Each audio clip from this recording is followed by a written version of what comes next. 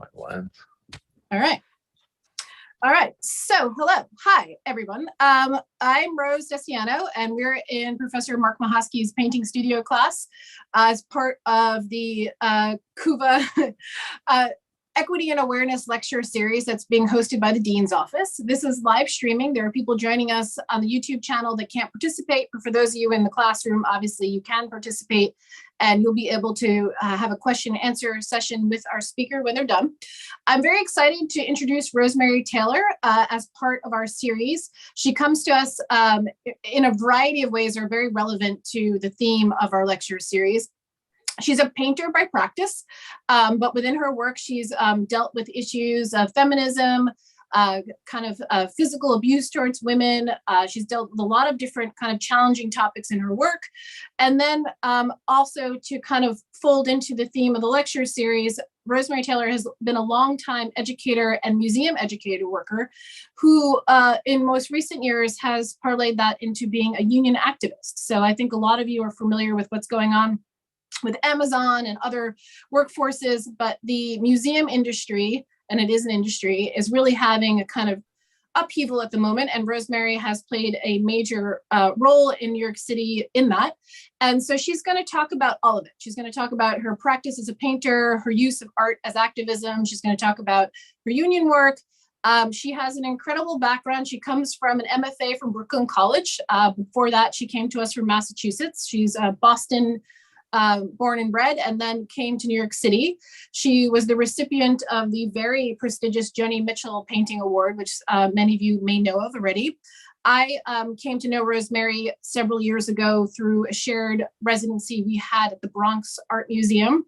She's been involved in a variety of very selective programs, such as the QR Foundation, Smack Mellon, and a variety of other venues that painters exhibit in.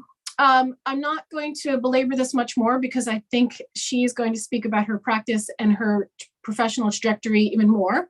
So I want to thank Rosemary for joining us, thank the class for joining us, and thank Mark for hosting us. And I'm just going to turn it over. At the end of the presentation, there'll be an opportunity for Q&A, and you'll hear from me again there. So without further ado, Rosemary, take it away. Hi, everybody. It's so nice to be here. Thank you, Rose, for that lovely introduction and for inviting me. For some reason, I thought everybody would be on Zoom. So this is the first time that I'm being like zoomed into a classroom like this. So this is kind of fun. Like Rose had mentioned, I am a painter, mixed media artist. I use a lot of different materials, but I come from a painting sensibility. Additionally, like Rose had mentioned, I am originally from Boston and I went to Mass College of Art. I came to New York about 17 years ago to study with Elizabeth Murray at Brooklyn College, where I went to get my MFA. My painting straddles a few different themes. During the pandemic, I kind of broke into a few different projects, which I'm going to show you today.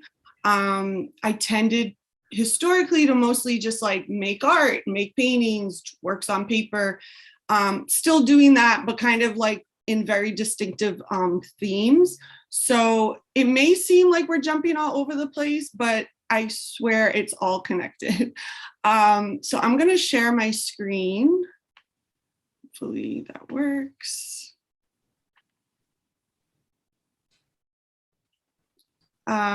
Okay, so you folks can see the slideshow, just a thumbs up, make sure. It's perfect, looks great.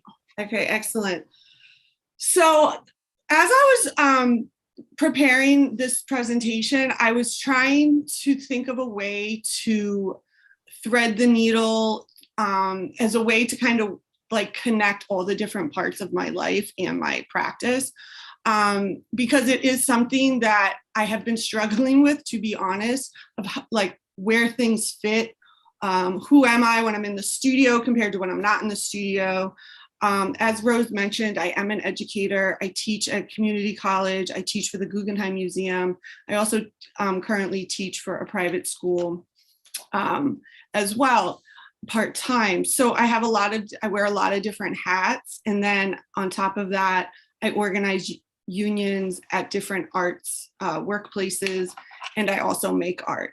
And so I'm always thinking like, where are the connective threads? And what I've kind of just landed upon recently was like a voice. So a lot of my paintings deal with giving women a voice, or my own voice, or a voice that has been silenced, the way rape culture and extreme laws on women's bodies threaten to take women's voices away. Unionizing is a way of giving workers a voice.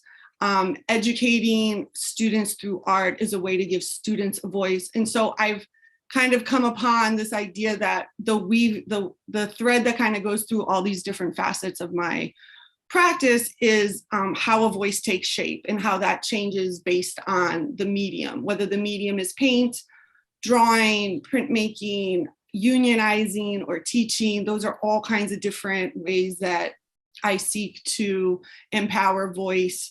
And so that's kind of where I'm starting today. And so these are just, I decided to try kind of like just go to the root of it and like find the actual definition of what is a voice. And I found the second bullet point was particularly exciting to me, was the power of uttering sounds through the mouth by controlled expulsion of air. To give utterance or expression to the sound or sounds uttered through the mouth of a living creature, especially humans, in speaking, singing, and shouting. And I personally feel like I've been shouting my whole life. I come from a working class, blue collar background. You can see my dad's strike sign in the background. So unionizing was something that I grew up with. Art was not necessarily something I grew up with. It was something I found, something I landed upon, something I felt like I was pretty good at, so I pursued it. I'm sure like many of you, maybe some of you are also first generation college students. That is a term that is rather new. I was a first generation college student before that term existed. And I decided to go to art school, which my family really supported, although maybe they didn't totally know what I was getting myself into. And so I've just kind of, these are my early works. These are grad school works, so 2007. And so, just giving you a little background of like my class background and my education background, like going to art school was an option because I went to a state school. Mass College of Art was a state school, one of the only ones in the country. And that really allowed art to be accessible to me in a way that a lot of private schools are just not. And I'm sure folks at Kutztown can relate to that too, is like public education is just so important. So something I kind of started to learn, unfortunately, later was that art is not really made for the working class and the working poor and the lower middle class. And so I've been struggling with that ever since I decided to become an artist, was like, how do I fit in? How do I make art and support myself, which is something I'll touch upon as I go. But these are just some early works, like early 2000s up to 2012, where I took the body out of my work. As Rose said, my work tends to straddle different themes around feminism, rape culture, the body, female body, but I actually removed the body from my work my second year of grad school, which is here. But I continued to use kind of fleshy pinks and browns and cream colors, and used kind of, started to develop a visual language that connected to the body. So you may see images that relate to women genitalia, breasts, lots of mouths, hands, also straddled the area of like religious iconography, briefly bringing in kind of candles and things like that. But I removed the figure was because I felt like I couldn't really get a fair crit in grad school. I was just being seen as like the angry woman. I was making these really grotesque figures. I consider my work to still be rather grotesque. It just doesn't always have an identifiable figure. And I felt like I was making the painting around the body instead of actually just making the painting. it felt too automatic. So I had to remove the figure. But as you see, the figure comes back. And so these, I didn't want to put in too many older works. If you go to my website, you can see older works, but I wanted to kind of just talk about where I've been going the last like 8-9 years, particularly the last like 5 years since 2016, when I feel the cultural landscape of this country just really got a lot louder, where rape culture was often swept under the rug. In the 2016 election and prior to, things just started to come out and people started really like kind of drawing lines of like where people stood. And so it kind of activated certain things in my work. So, you know, I use the color pink. I use these fleshy kind of thick, drippy colors and really viscous paint to kind of capture the flesh and capture the body without necessarily drawing the body all the time. Oftentimes, like I mentioned before, there will be imagery of like figurative imagery. So if you had to ask me, I may just call myself a figurative abstraction type painter, or just an abstract painter. And so I use a lot of like collages and drawings to start the process. So I will, which I will show you in a moment. I create a lot of like disembodied figures where like I use like vintage porn magazines, Hustler, Playboy from like the 70s, when women actually had hair, before things were airbrushed.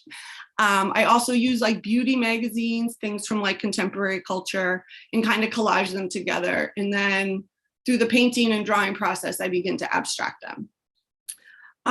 But just going, so another term thinking about voice was like the abject body. And so kind of what is abjection? What is the abject body? Bodies that are considered repulsive or disgusting in order to preserve one's own identity.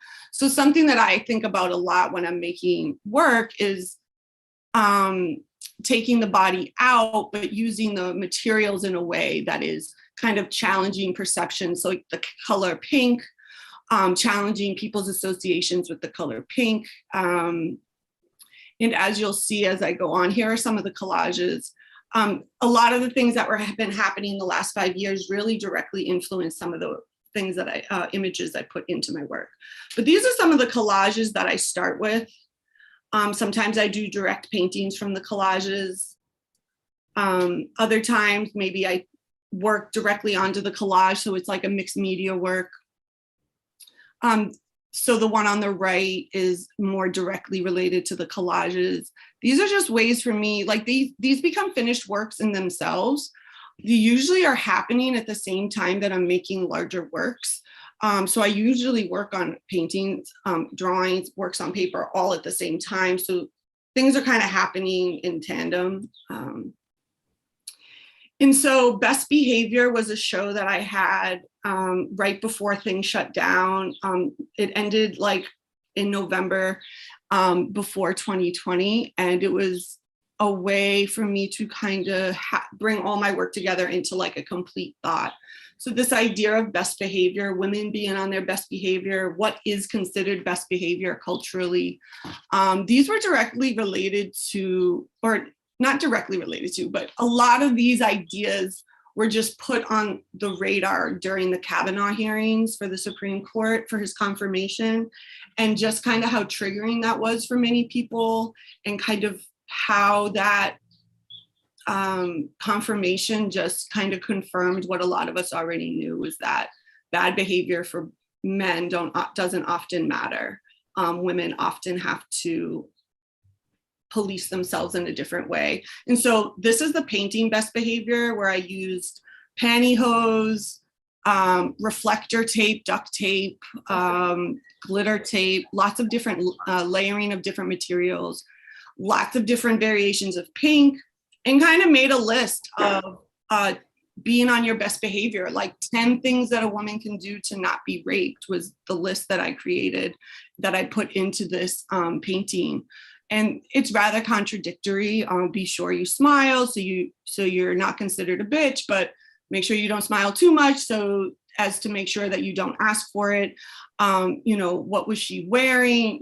Don't dress too slutty, but don't be a prude. Don't drink too much, but if you don't drink at all, like all these kind of conflicting messages that are often result in news articles or reporting of like rape.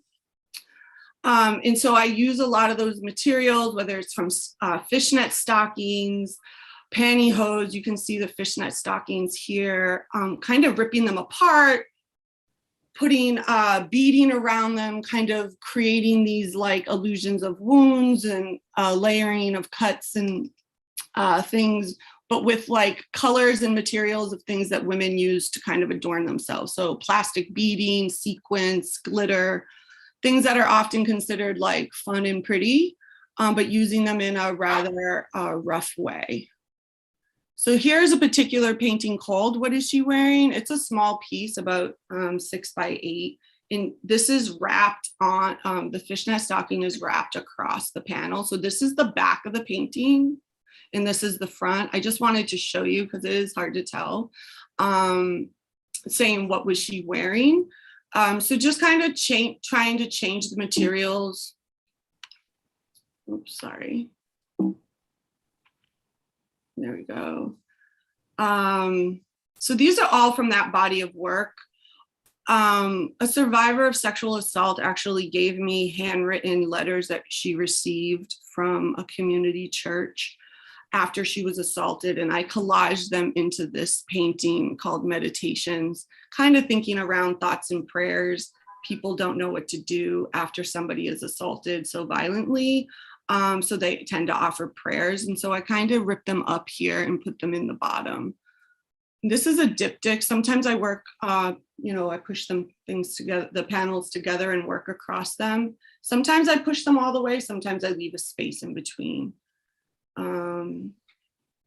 And again, using a lot of pantyhose in the one on the right. These are like huge pieces of pantyhose that were like painted down and then scraped off. It's hard to see in the slide, but there is a lot of texture here. So as much as the work has a lot of conceptual underpinning that I am thinking about and I start the process with, I am a painter in a way that once I'm in it, and I just get a little transfixed by the materials. So I construct the painting, I deconstruct the painting, I take things off, I use the remnants of what's left, and that all kinds of becomes the history of the painting.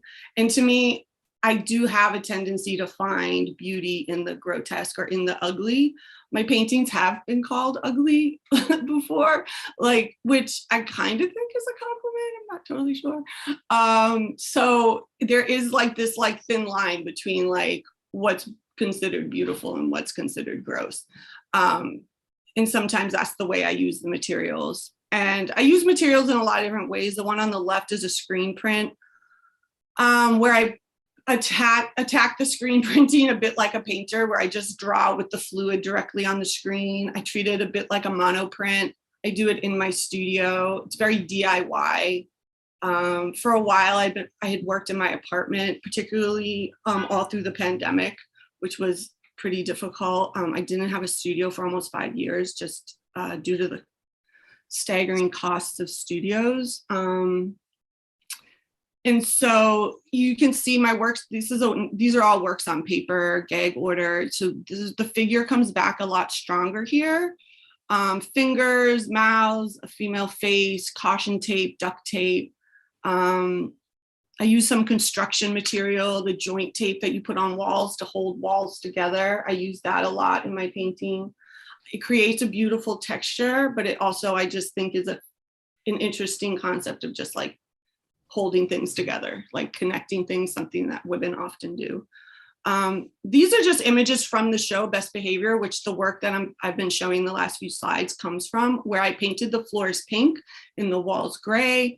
Again, challenging people's long-held beliefs around the color pink, and really trying to give voice to this often untalked about thing, which is rape and rape culture and how it's been buried for so long.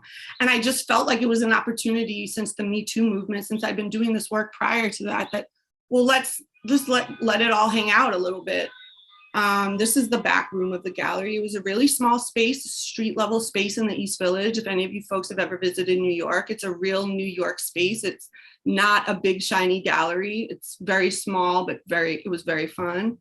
And so that work still continues to this day, that type of work, that mixed media work.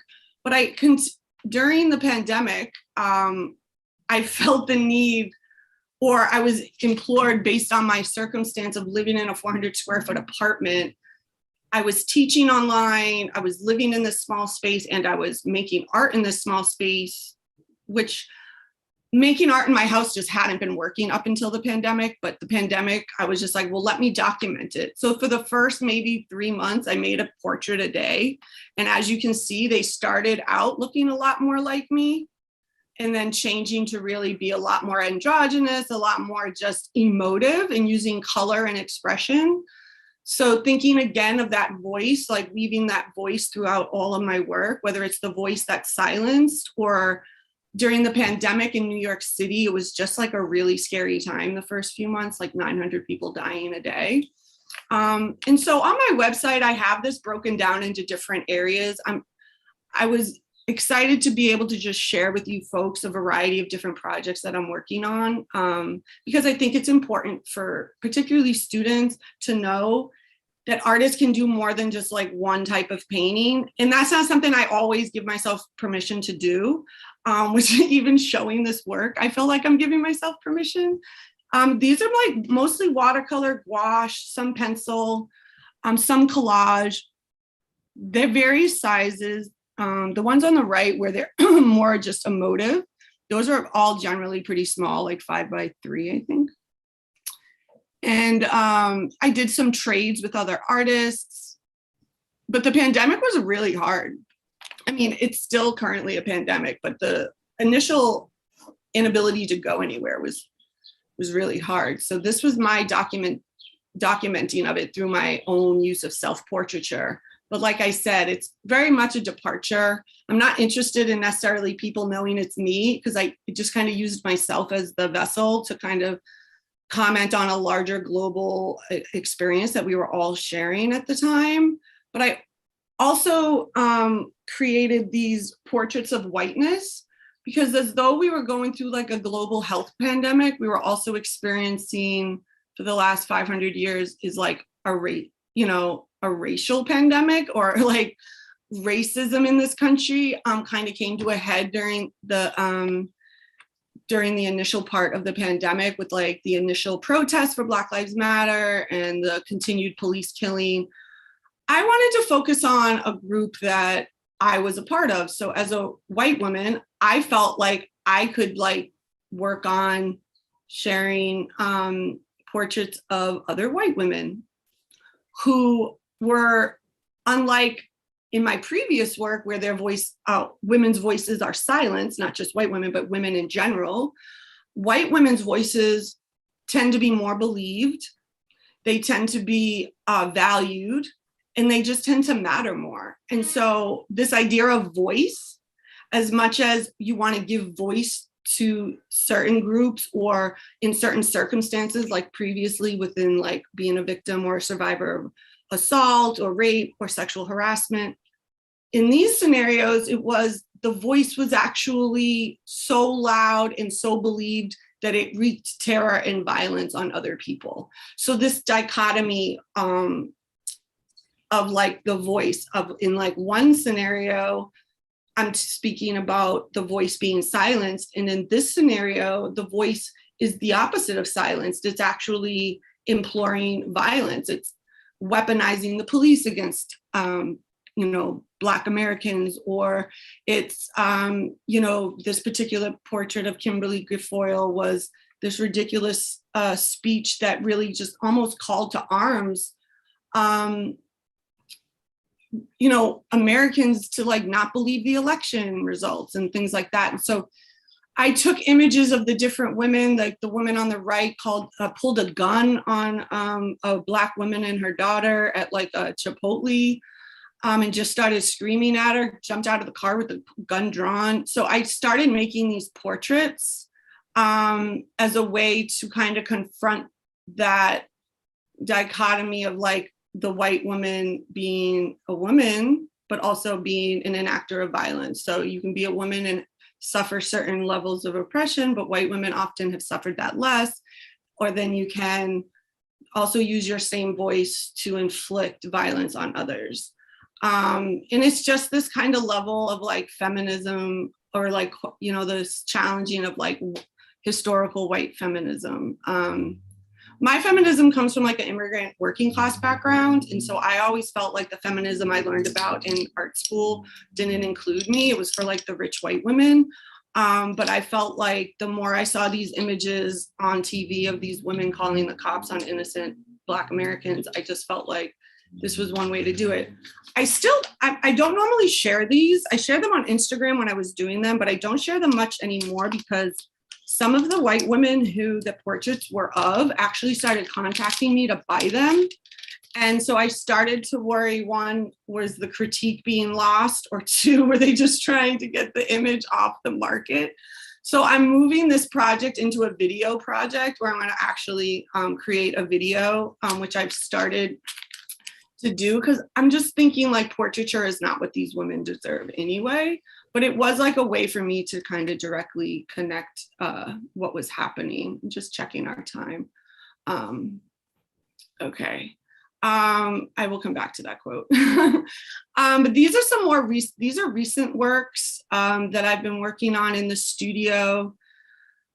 Going back to the work from Best Behavior, this is expanding on that. I've expanded the use of materials in a way that was a little bit more, maybe I was a little bit more cautious previously, where now I'm stretching materials across massive canvases. This is like a huge piece of fishnet stockings that then I tear, using burlap and gold, and this is all pantyhose being pulled over the whole panel. So kind of going back to that original piece where it was small, but these works are a bit larger. These works are in process, like right now in my studio. I just felt like it was important to show, I think it's important to show students things before they're finished, because there's like a whole life that happens in the paintings before you even see them. And I often document that on my Instagram. I post a lot of videos to show people how I'm making the work. But a lot of these were also kind of coming out of the current attack on Roe v. Wade. So sometimes it's just hard for me to mute it. And so sometimes the work becomes a little bit more didactic, where it's obvious. I put the word abortion in there. Other times I don't need it to be as obvious, but like this particular day, it was like the news was just so devastating that it was hard for me to mute that in my brain.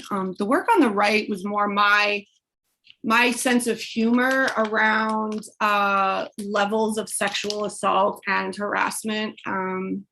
So I kind of made like a bingo card of you know, what would institute a repercussion, whether it's a punishment or stepping down from office or being charged with something. So this is my bingo card of like levels of inappropriateness, I guess, or assault. So, you know, people talk about, oh, we're not allowed to make jokes anymore. It's like, no, those jokes were just never funny. They were always rapey. Now people are just calling you out on it. Or generational differences, or cancel culture, which in my personal opinion doesn't really exist, because all the people doing these terrible things, I have yet to see anyone canceled. So anyways, these were my particular day in the studio connections to like more immediate news stories. And something else I do in my process is I often cut up drawings and collage them into my painting. So you can see I did that here. The mouth is coming back. these drawings of like figures that came from a collage that I made, where the lips and the eyes were all coming from different pictures. You can see the joint tape, and I'm putting down the duct tape as well. And these are all mixed media works. I use, like I said, printmaking, where I will paint directly onto plexiglass and then print it onto the paper. So I'm doing mono printing. Sometimes I'm doing silk screen. I'm collaging, I'm drawing. It's all very like material based. Use a lot of like I said, building materials. So like the joint tape, the silicone caulking, where I use like the caulking gun and I just start drawing with that, the burlap, different materials like that. So again, like the body is still coming through this work, using these flesh tones, using the fishnet stockings. But this work is all very, very new. I was just working on this the other day. So more works using, like I tore apart lace underwear, I use like glass beads. So really just challenging people's understanding of like beauty in the sense of like these different materials that women use to beautify themselves, but using them in a really kind of gross way. And these are the works, the smaller works kind of all in a grid. And these are some detail shots, which I think is important. I don't always think you can see up from the whole image, like what things actually look like. So here you can really see, it's almost like cake frosting. And I try to explain, I even try to explain to my mom, like sometimes it's just about the materials, Mom, like it's really exciting. You just mush things around and it's like, I don't know, it's like really attractive. So like these are like glass beads I get from or plastic beads I get from the 99-cent store, lace doilies, pink string. And so I'm going to move into more of the unionizing work, but like keeping that thread of like voice. So thinking about whose voice is heard, whose voice is trusted, who gets to say what. This is from Joan Mitchell. Rose had mentioned I won the Joan Mitchell Award. She's like one of my heroes, and she was an abstract painter. She was often ignored during the time she was making art. She currently has a huge show up in Baltimore right now that really celebrates her work. But sometimes you just can't explain it. I can't tell you what the meaning is, but if the work has meaning, it says something to me and I just can't question it anymore. Like sometimes it is like that abstract. Sometimes it just is hard to get your fingers on. I'm just checking time. But I also just wanted to check back with my notes, my list.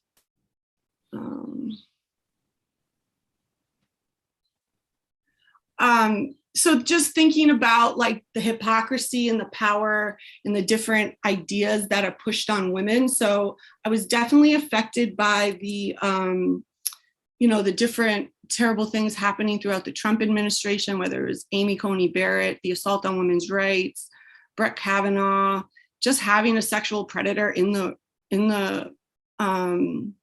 White House for so long was just, it was just terrible. But so this just brings me, there's really no super easy segue to go into the unionizing, but to say that this was all happening at the same time. Like I was making all of this work in this small little apartment, and at the same time I was meeting with coworkers weekly, sometimes 3 times a week over Zoom, massive text threads, and just like trying to organize a union. Like Rose mentioned, I'm a museum educator. I teach for the Guggenheim Museum in public schools as like a visiting artist. So I'm going out into the most diverse communities of New York City to, bring art to the masses. And the museum not only doesn't pay a decent wage, they just cut us out of like any kind of real transparency or understanding what's going on. And so when the pandemic hit, a lot of my colleagues in the gallery educators, their work was just cut. A lot of people were furloughed across all departments. And so what started as a reaction to the museum's terribly racist history, the educators started meeting to kind of be like, well, what are we going to do? How are we going to make sure that as educators that we're being intersectional and that we're bringing diverse voices to the table and sharing this with the students. The museum didn't want to hear us. They pushed us out. So we just started talking regularly, reached out to a union that historically organizes with museums. And what we thought was just going to be an educator-wide union, because I didn't know that we could organize the entire museum. I didn't even have like that thought. Turned into us unionizing close to 200 workers from departments, people I had never even met. All over Zoom, phone calls, text messages. Nobody was in person the entire time. So it was almost a 2-year process, or about a year and a half. We started in June of 2020. We won our election October of 2021. I'm currently on the bargaining committee, and we are bargaining right now with the museum. My next bargaining session is actually tomorrow. It's been an amazing learning curve. It's something that feels familiar. It feels less scary than the art world in a way, because it's like you're fighting for your work, like you're standing up for yourselves, and it's been really gratifying. And because of that, I actually been working part-time for the local. So Local 2110 represents museums up and down the Northeast. So Maine, all the way down to New York City, and then also in Puerto Rico. And so I'm working on other campaigns with them. We successfully had a 1-day strike at the Museum of Fine Arts Boston, which I had a particular personal interest in, as that is my hometown, and I went to school right next door. So we had a great 1-day strike, and you're probably like, why would you have a 1-day strike? What is the point? The point of the 1-day strike is that they were freezing them at the bargaining table. They were freezing them out. They wouldn't bargain in good faith. They wouldn't make real offers. They weren't moving on any of the compensation. And so the 1-day strike is like a threat. It's like shots fired. It's like, I'm showing you what I can do. And if you don't come back to the table, we're going to do this again, and we're going to go out longer. And they're really close to having a contract now. So I did the social media for their campaign, and it was really great. We got a ton of press coverage. And like I said, the more important part was that they actually got them back to the table. That was in November. And then my local 2110 is also organizing at the Whitney Museum, which they won their election last spring.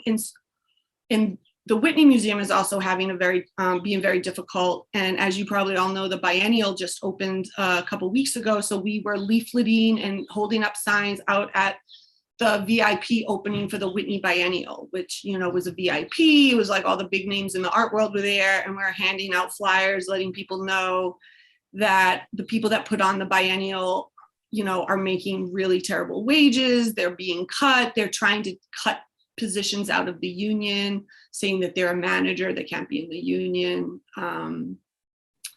And so that is the other side of my work. So you saw like my art making, the idea of like what voice is, how does voice work when it comes to like rape culture, how does voice work when it comes to white women's racism, and now how does the voice work when we're talking about workers and arts workers specifically, and prestige does not pay the rent. Myself, as somebody coming from a blue collar working class background, I work multiple jobs. Like people at museums were making like some of them are making like $35,000 coming out of art school. And a lot of art students want to work in a museum because they think that, it's related to my field, it's what I love. But you can't do that and then like not be able to pay your bills and not be able to make art. As much as people don't want to tell you, it's really hard to make art when you're broke. I struggled with that. I'm still struggling with it to an extent. I work 3 or 4 jobs. It's hard to have a studio and make art. I didn't have a studio for 5 years. Having unions in art workplaces will level that playing field for the lowest rung. So a lot of the early, the folks coming out of art school, you'll be like visitor services workers, you'll be educators, you'll be security, you'll be working, like more entry level positions. They're the worst paid. They were the first to go in the pandemic. And the unionized workplaces, the wages are higher. You get benefits. You have a grievance procedure. So if there's, institutionalized racism, if there's sexism, like you have a way of addressing that in a protected fashion. You just can't get fired. And so it's been really gratifying to do this type of work and to see concrete results in like laying a foundation. So it's less about just like making artwork that then goes into the world about this idea that I have strong opinions about. It's like you're actually laying the foundation for workers that don't even exist yet, for workers that haven't even graduated college yet.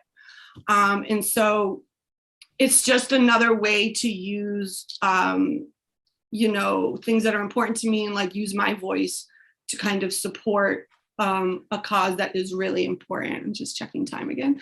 And so, so I think that's it.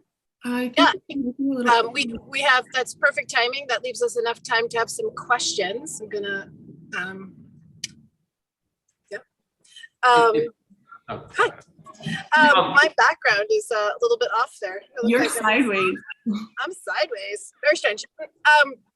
First of all, thank you, Rosemary. That was an incredible presentation. And I think it's important for students to see and understand that, finding a thread between your practices, whether or not, it's your union work or your teaching work or your artwork or is something that goes on for your entire career.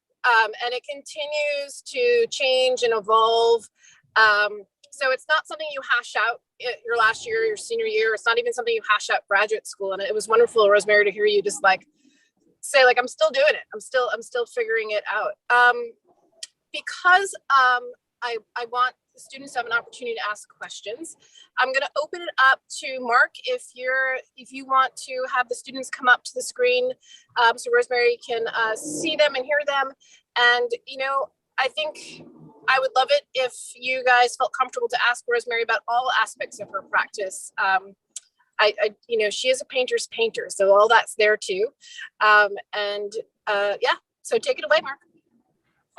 Just before we begin, I just want to say I appreciated, some of the formal things that you talked about, and I know that the emphasis isn't on the formal, but I tell these guys all the time, like, do a lot of drawing, do a lot of other stuff, and fold it into your painting. So I'm glad that you brought that up, because I think that's such an essential thing to like kind of explore things that are concurrent in your work, kind of on the side, bring them back in.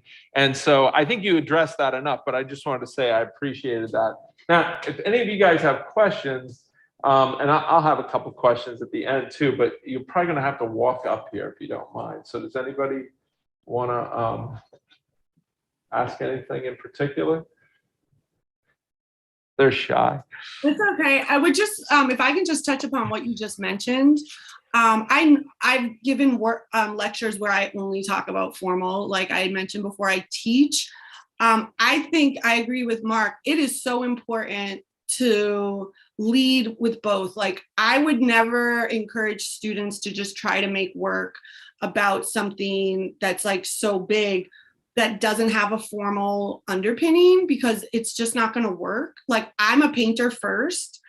I have all these other ideas. I use these different materials. I have these connections to color, but I make the work as a painter, and those ideas are always there and they're infused into the work. Sometimes, that's why I put that Joan Mitchell quote up. Like, sometimes I can't tell you it's there, or you're not going to see it, but I know it's there. And I think particularly as an art student, you shouldn't beat yourself up about always knowing what it is you're making work about. You just got to make the work. Like, if you go on my Instagram, I post videos of me just like making these crazy mono prints in my studio with Mill Press. And I'm just like making work, because sometimes I'm so frazzled from working so much that it's like, I just have to remember it's okay to get messy and move things around. Yeah, I agree. Work your way through the like if you get stuck somewhere, work your way through it. That's what I always say too.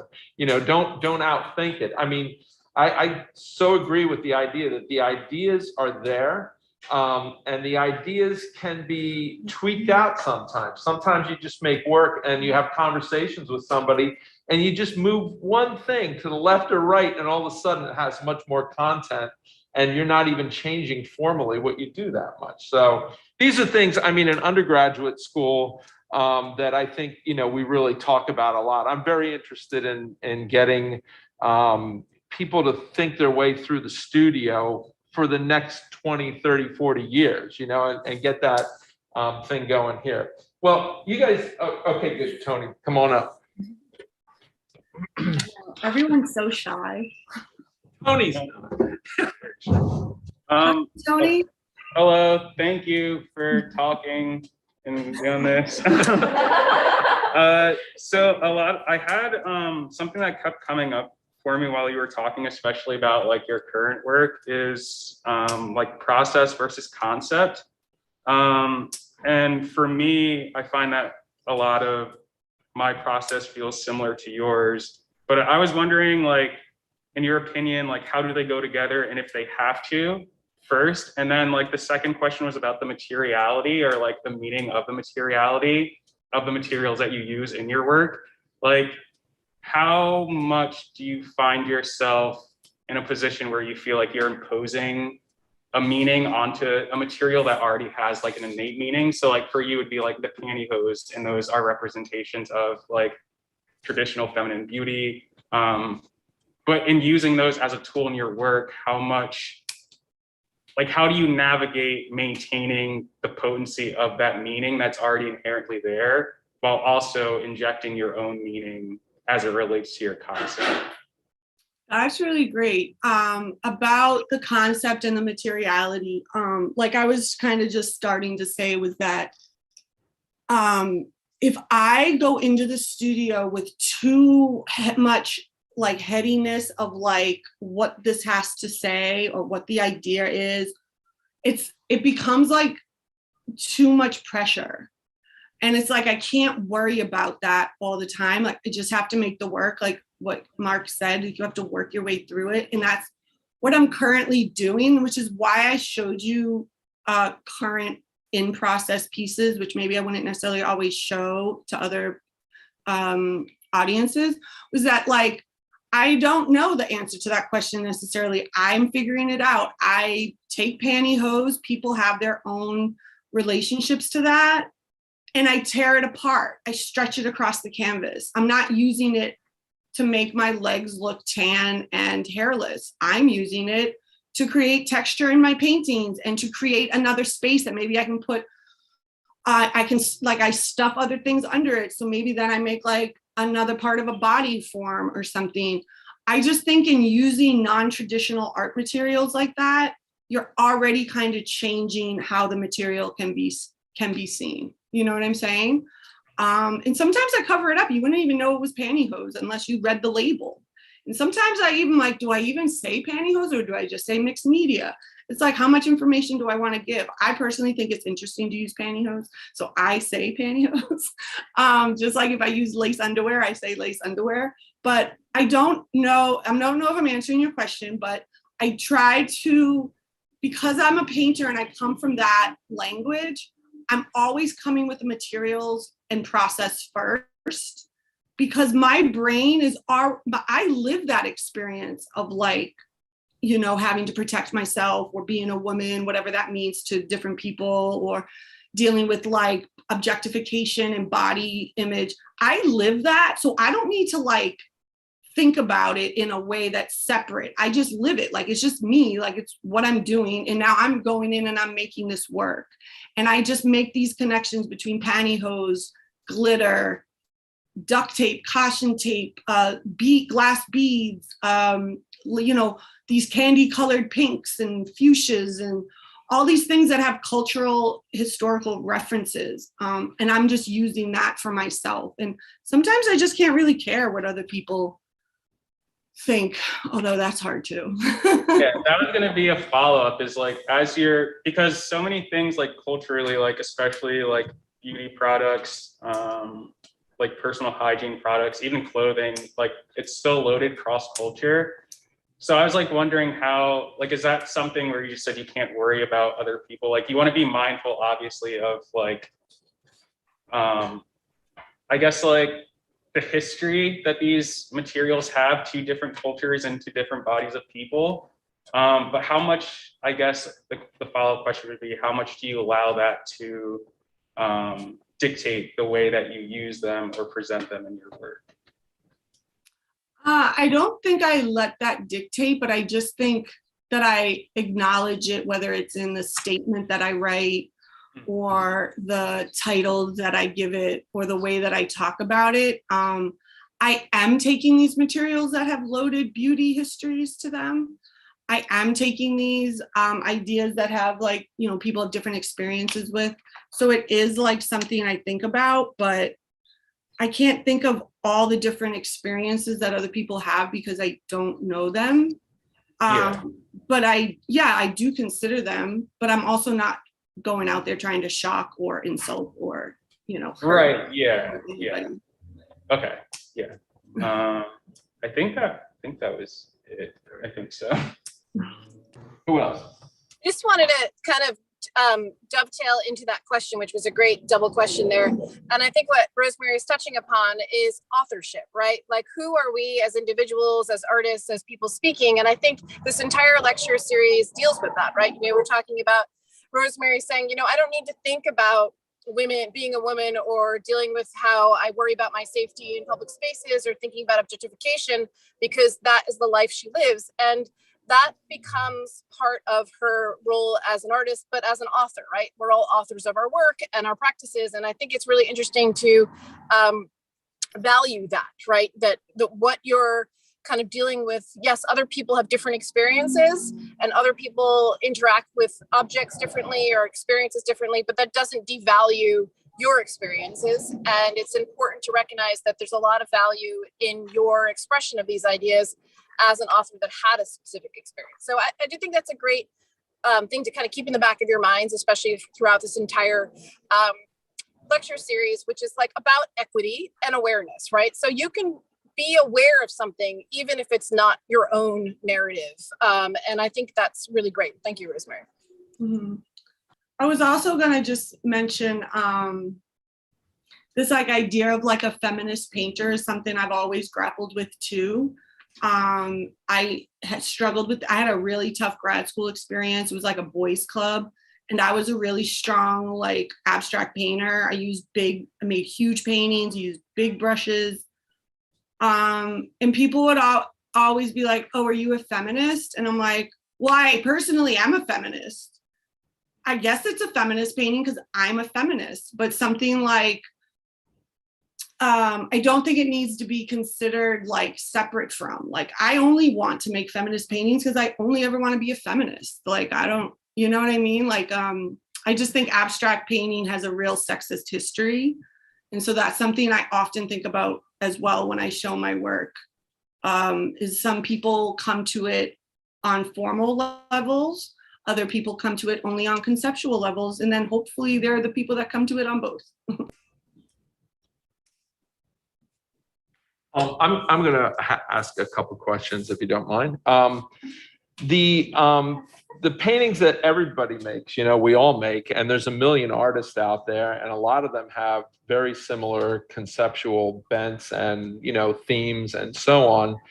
And you know, I'm a big history of art, and I kind of feel like, and I know this is going to like set you guys back a little bit, but I don't think painting has much power. I really don't.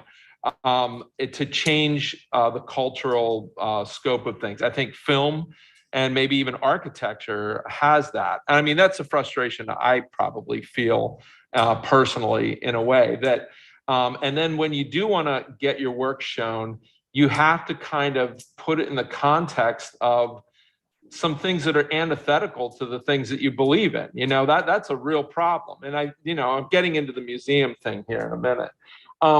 I thought it was very interesting that the people responded, the portraits that you made, they responded to you on Instagram, right? That's pretty crazy, I think. I mean, there's some real power in a way. And then when you organize strikers, there's some other real power. I mean, you know, this is really affecting people and their lives in a way. Has any of the Instagram or the union organization made you think differently in any way about painting and the effectiveness of painting as like a political tool? Oh yeah, I mean, I think about that every day. I'm like, why am I a painter?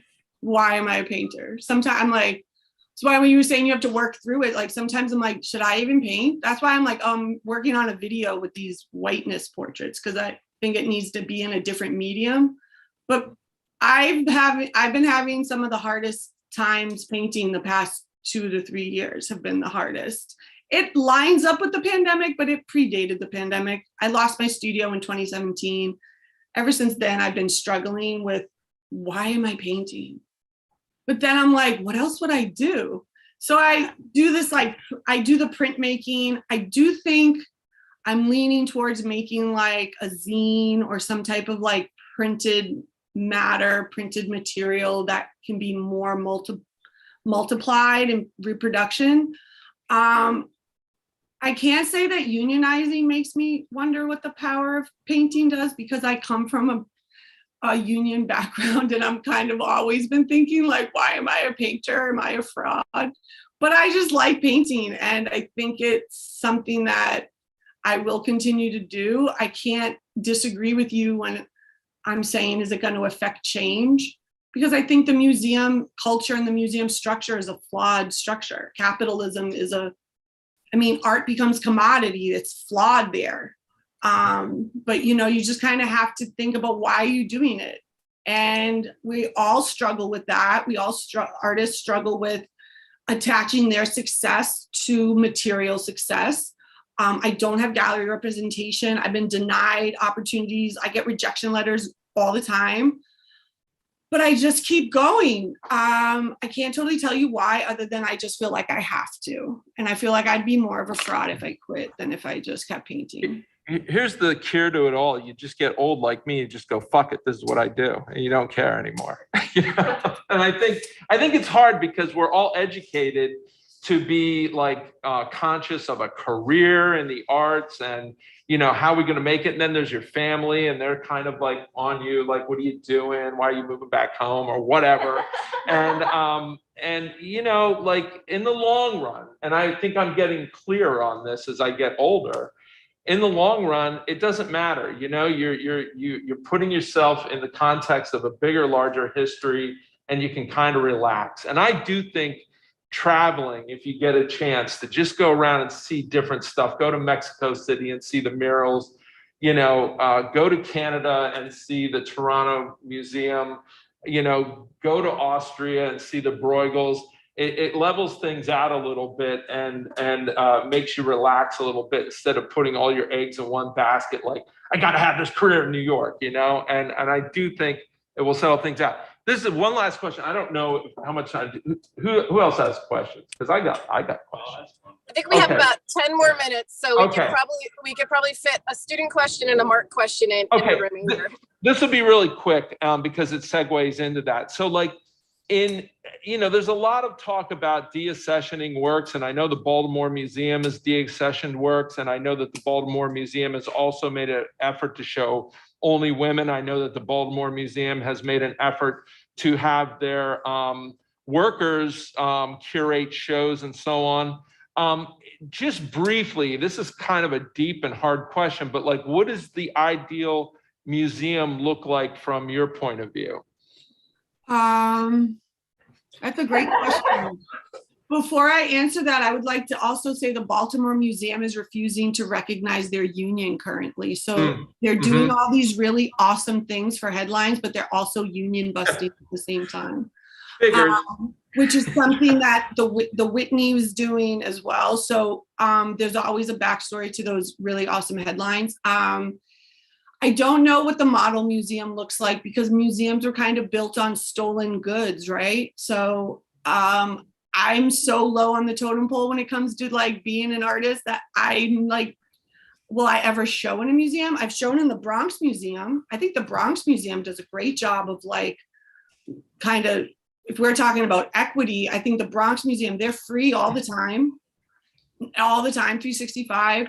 I think that's amazing. You got to make museums free because people can't go if they can't afford to go. I'm politically opposed to paying museum fees. So I just don't think, I think they need to be free. I think there needs to be a better connection. And this is something that I've been dealing with with the organizing at the Guggenheim Museum, is that there's no communication between the people that put on the shows and the people that teach about the shows. And so as an educator, I never talk to a curator. They're all put up in these like glass houses, but there's never a connection between like the people that are making the shows, like the idea parts, not the labor parts, but like the idea parts. And then the people that are disseminating that for the masses. Like I teach second graders in Jamaica, Queens. Like I'm disseminating these big ideas to these younger students. If there's no connection between the people that are doing that work, then like, what are we doing?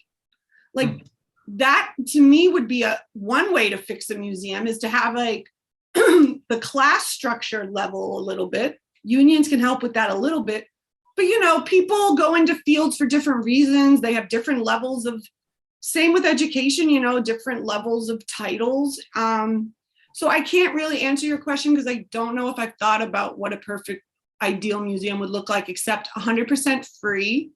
Stolen goods go back to their owners, and then maybe pay some reparations to house them in the home country so that they can be seen in those settings.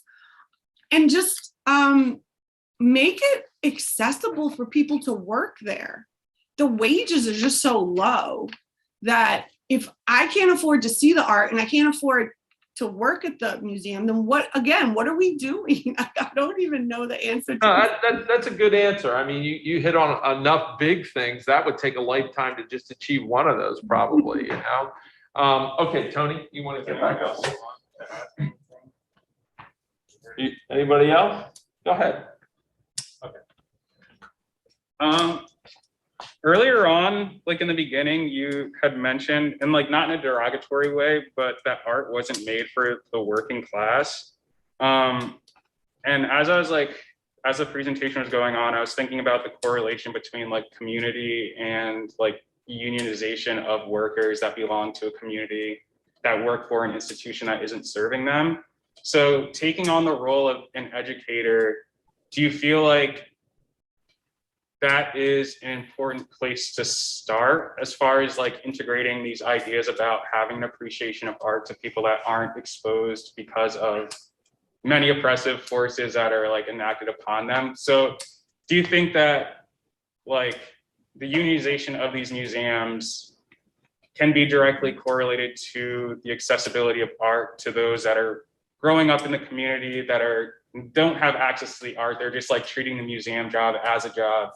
So like, it's kind of hard. It's like a multi-layered, like our relationship to, as like educators, our relationship to the people in the community is to obviously expose them to these things and these ideas.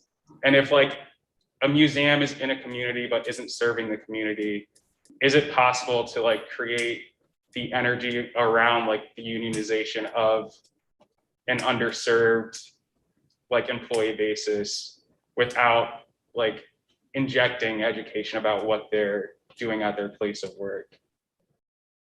I'm not totally sure I understand the question, but I am going to just clarify.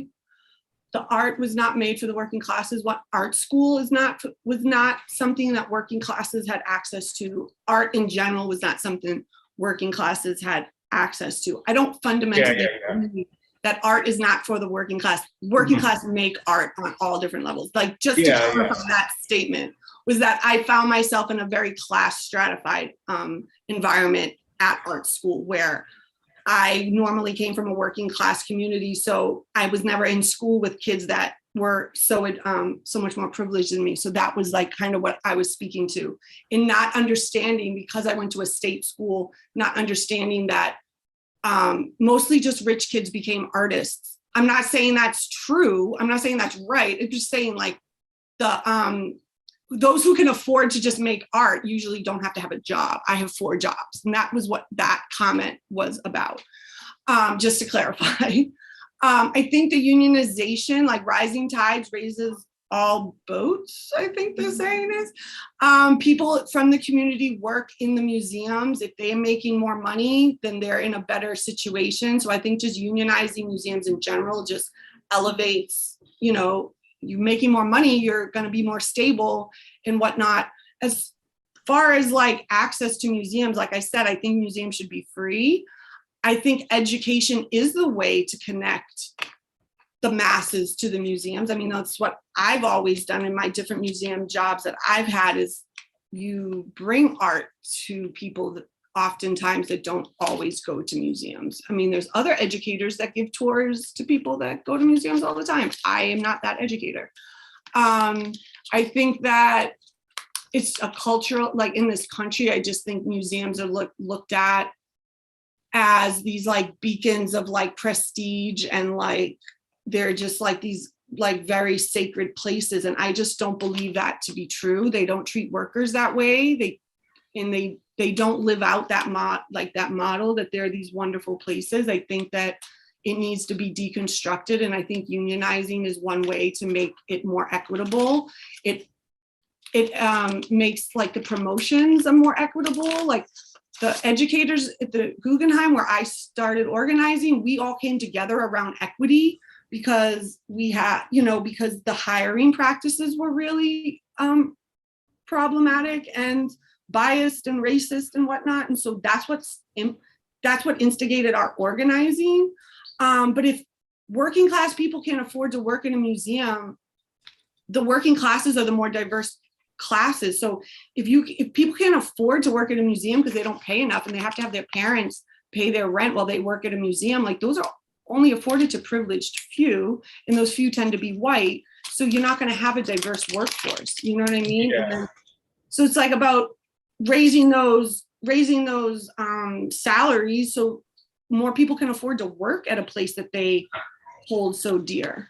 I don't know if I answered your question. Yeah, it was a lot. But I think like also like the idea of just kind of like diversifying the audience that's in museums is one that I'm like interested in. Like I like the closest like big museum that we have is probably like the PMA, and like I go in there and like the guards are like 100% representations of the community, but then like there's no kids from like North Philly that are taking field trips to the museum, and it's like kind of like the institution, like I can't imagine a museum would function or have the same sort of prestige if there were underserved members of the community like looking at art.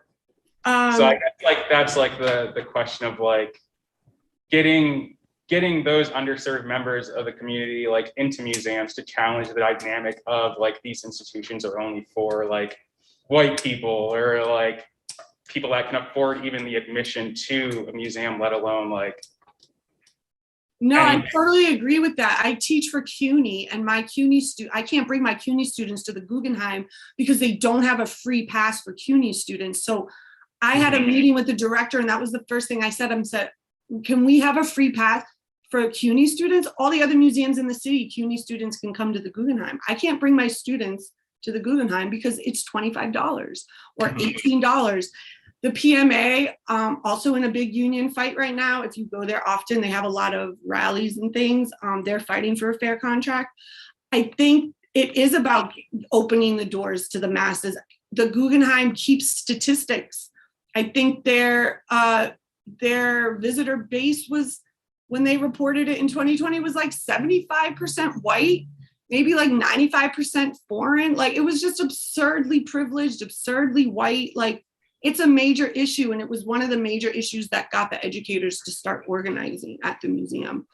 But I do believe that that is one way that you're going to get art to, like, change the museum, is by just fundamentally changing who can access it. Right. Okay. Thank you. Yeah. I just have one anecdote I want to add before we end. What I was lucky enough to live in Paris for a half a year. And when the Musée d'Orsay would go on strike, they would open the doors and say, everybody come on in, it's free today, which I thought was awesome, you know, because we usually think of locking out, and their sort of MO was to like, you know, just kind of undermine the whole structure. I mean, there's a lot of things that are problematic about that as well, because everybody runs in and then runs out with a painting, you know, but whatever. I just thought it was interesting. Anyway, if I have nothing else to say, if you want to make a few closing remarks or anything, or you guys have anything else? Yeah. No? Thank you Rosemary, so much. what's that? I'm sorry. I was just saying thank you so much, and make sure you stay friends with your painter colleagues, stay Yeah. friends with your professors, like keep contact with that's going to be your community. It's super important. It's true. Thank you so much, Rosemary, for sharing all of this with us and speaking to us about a variety of things. I encourage anyone who's in the classroom, but also anyone who's watching on YouTube, to follow Rosemary's Instagram. Her Instagram is actually, as she said, like a really great space where she shows work in progress. I've been a fan of her Instagram feed and her studio feed for a long time. Thank you, everybody in the class, for participating, and Mark for asking questions. And thank you for being with us here, Rosemary. And I hope that maybe we'll see you again in a future class visit. I would love that. Thank you so much. Good luck, everybody, and reach out.